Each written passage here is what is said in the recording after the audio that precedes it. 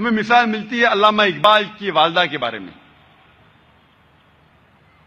ہم جب کتابیں پڑھتے علامہ اقبال کی زندگی کے بارے میں تو پتہ چلتا ہے کہ علامہ اقبال کے والد ایک ایسا پیشہ کرتے تھے جو ربا سے جڑا تھا، جو سود سے جڑا تھا، اور علامہ اقبال کی والدہ اسے بالکل پسند نہیں کرتی تھی.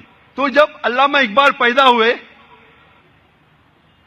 علامہ اقبال کی والدہ نے اپنے چھاتی کا دودھ، اپنا دودھ اپنے بیٹے کو نہیں پلایا. وہ چاہتی تھی کہ میرے بیٹے کے جسم میں ایک بوند بھی حرام کمائی نہیں جائے. تو علامہ اقبال کی والدہ نے کیا کیا؟ اپنے زیورات بیچے جو خود کے تھے، الحمدللہ حلال کمائی کے تھے. زیورات کو بیچ کے ایک بکری خریدی اور اس بکری کے دودھ سے پرورش کی علامہ اقبال کی. اور اللہ نے پھر ان کے شوہر کو ہدایت دی اور وہ بھی سیدھے راستے پہ آ گئے. اور پھر اللہ نے ایسا شخص، علامہ اقبال جیسا شخص بنایا. ایسی کئی مثال ہے. اور ایک مثال ہے والدہ کی، شیخ عبد القادر جیلانی کی رحمۃ اللہ علیہ.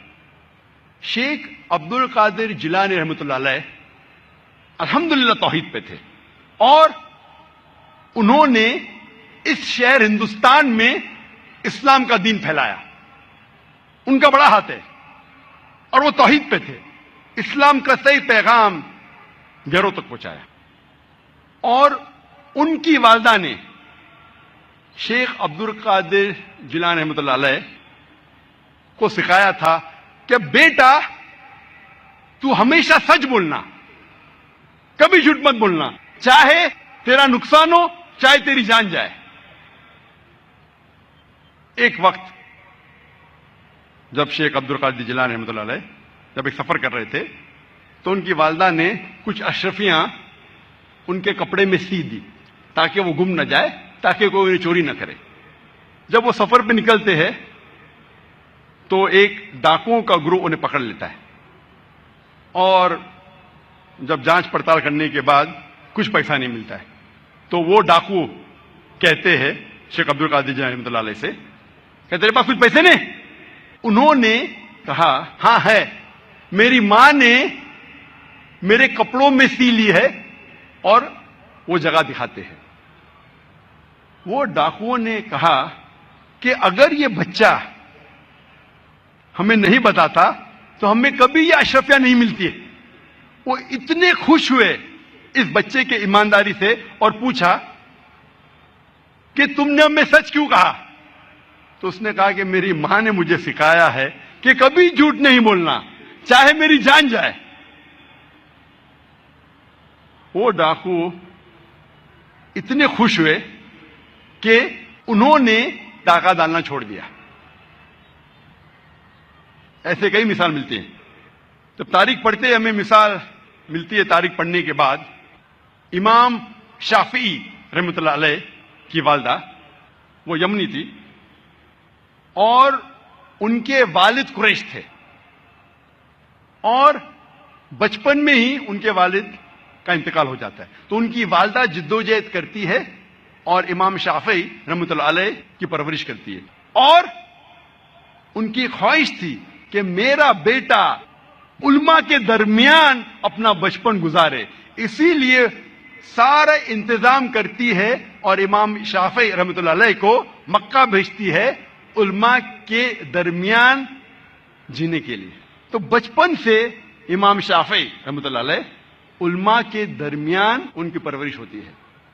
اور اللہ سبحانہ و تعالی ایسے ایک امام کو کھڑا کرتے ہیں، امام شافعی رحمۃ اللہ علیہ. قربانی تھی، پلاننگ تھی ان کی والدہ کی، مستقبل سوچا ان کے والدہ نے. میں اور ایک مثال دوں گا امام بخاری کی رحمۃ اللہ علیہ. امام بخاری کی والدہ کا بڑا ہاتھ ہے امام بخاری کی پرورش کرنے کے لیے رحمۃ اللہ علیہ. امام بخاری رحمۃ اللہ علیہ کی یادداشت بہت بہترین تھی. بہت پختہ تھے، لیکن افسوس کی بات ہے کہ بچپن میں ہی وہ اپنی آنکھ کی روشنی کھو دیتے ہیں۔ آنکھ کی روشنی کھونے کے بعد اس وقت کے سب سے بہترین ڈاکٹر کو دکھانے کے باوجود ان کی آنکھ کی روشنی نہیں آتی۔ اس کے بعد امام بخاری رحمۃ اللہ علیہ کی والدہ روز لگاتار اپنے رب، اپنے خالق اللہ سبحانہ و تعالی سے دعا کرتی ہے کہ میری بیٹی کی روشنی لوٹا دے۔ اس کے بعد کئی عرصوں بعد اللہ سبحانہ و تعالی ان کی والدہ کی دعا سنتے اور ان کی والدہ کے خواب میں آتے ہیں حضرت ابراہیم علیہ السلام، اور حضرت ابراہیم علیہ السلام فرماتے کہ تیرے بیٹے کی روشنی لوٹا دی گئی ہے، اور صبح کو امام بخاری رحمۃ اللہ علیہ وہ پھر سے دیکھ سکتے۔ تو یہ مثال ہے والدہ کی، کس طریقے سے انہوں نے اپنے بچوں کی پرورش کی۔ میں اور ایک مثال دوں گا۔ دو لوگ تھے جو آپس میں بہت محبت کرتے تھے، فاروق اور صالحہ۔ اور فاروق اور صالحہ آپس میں محبت کرتے تھے، انہوں نے شادی کی۔ شادی کے 3 مہینے بعد جہاد کا اعلان ہوتا ہے اور فاروق جاتے ہیں جہاد پر۔ جہاد کے جانے سے پہلے وہ اپنی اہلیہ، اپنی بیوی صالحہ کو 30,000 دینار دیتے ہیں۔ 30,000 دینار ایک یوکے کے آدمی نے کیلکولیٹ کیا اور کہا کہ وہ ہوتے 2 ملین پاؤنڈ۔ 2 ملین پاؤنڈ کو میں تبدیل کروں گا روپیے میں، ہو جاتا ہے 15 کروڑ روپیے۔ وہ دیتے ہیں 30,000 دینار، 2 ملین پاؤنڈ، 15 کروڑ روپیے اپنے اہلیہ کو، اور کہتے ہیں کہ اسے محفوظ رکھو، اسے خرچ مت کرو، میں جہاد کے لیے جا رہا ہوں۔ اور پھر وہ جہاد کے لیے جاتے ہیں اور کہتے ہیں کہ انشاءاللہ میں 3 مہینے میں واپس لوٹوں گا۔ ان کے جانے کے چند مہینے بعد ان کی اہلیہ صالحہ کو ایک بیٹا پیدا ہوتا ہے۔ 1 سال گزرنے کے بعد ان کے شوہر واپس نہیں آتے، 2 سال گزرنے کے بعد واپس نہیں آتے، 2.5 سال بعد ایک شخص آ کے کہتا ہے صالحہ سے کہ میں نے تمہارے شوہر فاروق کو دیکھا کہ وہ گر گئے اور وہ گھائل ہو گئے۔ پھر چند سال گزرتے ہیں، پھر بھی فاروق واپس نہیں آتے۔ تو اس کی اہلیہ سمجھتی ہے کہ میرے شوہر کا انتقال ہو گیا۔ لیکن 30 سال بعد فاروق واپس مدینہ لوٹتے ہیں اور ان کی خواہش تھی کہ میں میری اہلیہ سے ملوں، لیکن وہ بہت پرہیزگار تھے۔ مدینہ میں آنے کے ساتھ سب سے پہلے جاتے مسجد میں نماز پڑھنے کے لیے۔ نماز پڑھنے کے بعد وہ دیکھتے ہیں کہ کئی علماء آپس میں علم کے بارے میں گفتگو کر رہے ہیں، اور ان میں سے ایک نوجوان، تقریباً 30 سال کا نوجوان جس کا نام تھا شیخ عبد الرحمان، وہ سب سے بہترین عالم تھا، وہ اس سے کافی متاثر ہوتے۔ پھر وہ جاتے ہیں اپنے گھر کی طرف۔ جب گھر میں داخل ہوتے ہیں تو اپنی بیوی صالحہ سے ملتے ہیں، وہ دونوں خوشی کے مارے رو پڑتے ہیں۔ اس کے بعد فاروق پوچھتا ہے کہ میرے 30,000 دینار تو محفوظ ہے نا، آپ نے اسے خرچ نہیں کیے؟ تو اس کی اہلیہ پوچھتی ہے آپ گھر آنے کے پہلے مسجد گئے تھے؟ ہاں بالکل صحیح، میں مسجد گیا تھا۔ وہاں آپ نے علماء کو دیکھا؟ ہاں میں دیکھا۔ کیسے؟ بہت اچھے۔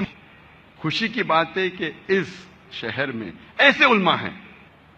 تو اس کی اہلیہ اس سے پوچھتی ہے سب سے بہترین عالم آپ کو کون لگے؟ تو فاروق کہتے سب سے بہترین عالم تھے شیخ عبد الرحمان۔ تو اس کی اہلیہ پوچھتی ہے کہ اگر اللہ آپ کو شیخ عبد الرحمان جیسا علم دے تو آپ کتنا خرچہ کر سکتے اس علم کے لیے؟ تو فاروق کہتا ہے یہ سارے 30,000 دینار میں خرچ کر سکتا ہوں ایسا علم حاصل کرنے کے لیے۔ پھر اس کی بیوی پوچھتی ہے کہ اگر آپ کا بیٹا ہو اسے ایسا عالم بنانے کے لیے آپ کتنا خرچ کریں گے؟ تو فاروق کہتے میں 30,000 دینار سے زیادہ خرچہ کر سکتا ہوں، 15 کروڑ روپے سے زیادہ خرچہ کر سکتا ہوں اپنے بیٹے کو شیخ عبد الرحمان بنانے کے لیے۔ تو اس کی اہلیہ کہتی ہے آپ کے جانے کے بعد مجھے ایک بیٹا پیدا ہوا اور یہ شیخ عبد الرحمان آپ کا بیٹا ہے، اور آپ کے 30,000 دینار میں نے خرچ کیے اس کو عالم بنانے کے لیے۔ آپ سوچ سکتے اس وقت بیٹے کو عالم بنانے کے لیے والدہ خرچہ کرتی ہے 30,000 دینار، 2 ملین پاؤنڈز، 15 کروڑ روپے۔ آج کون سا مسلمان اپنے بیٹے کو عالم بنانے کے لیے 15 کروڑ روپیہ خرچہ کرنے کو تیار ہے؟ ہاں، ڈاکٹر بنانے کے لیے نو پرابلم، ڈونیشن دیں گے، رشوت دیں گے، 10 لاکھ، 15 لاکھ، 20 لاکھ، 50 لاکھ، 1 کروڑ ڈاکٹر۔ امریکہ بھیجنے کے لیے میرا بیٹا امریکہ میں پڑھ رہا ہے، 2 کروڑ خرچہ کریں گے، 3 کروڑ خرچہ کریں گے۔ کیوں؟ بیٹا امریکہ میں پڑھ رہا ہے، سٹیٹس۔ میں یہ جاننا چاہتا ہوں کہ کتنے مسلمان اپنے بیٹے کو عالم بنانے کے لیے 15 کروڑ خرچہ کریں گے؟ گنتی کے آپ کو ملیں گے انگلیوں پہ، ہے الحمدللہ۔ آج بھی ہمارے معاشرے میں ایسے مسلمان ہیں، لیکن بہت کم، انگلیوں پہ گن سکتے، بہت کم، لیکن ہے الحمدللہ۔